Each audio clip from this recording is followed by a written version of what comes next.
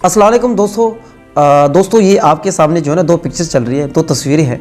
Basically ये दो समझ लें कि छोटे छोटे एक इज्तिमा है, कॉन्फ्रेंस है, जलसे हैं।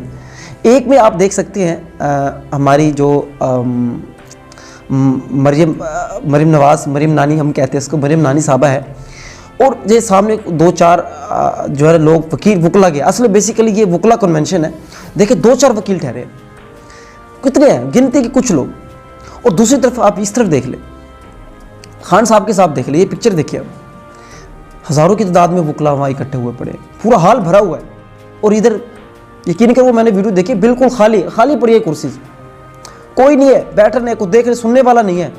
और जनाब क्या फरमाती है मरीम नानी साहबा कि देखें आइन को तोड़ दिया है, जमहूरियत को के खिलाफ फैसला दे दिया है चीफ जस्टिस ने, ये कर दिया इलेक्शन का ऐलान करके। इतने हवास बाख्ता हो चुके हैं, इतने हवास बाख्ता हो चुके हैं यार।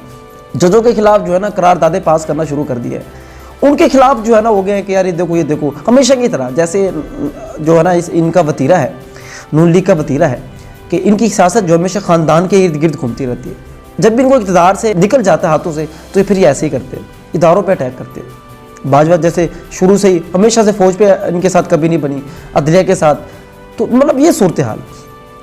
भाई आपको अवाम में जाने से कौन रोकता है? अवाम है ना, अगर आप अच्छे हैं तो अवाम आपको वोट देगी, आप आ जाएंगे, इसमें क्या बुराई है।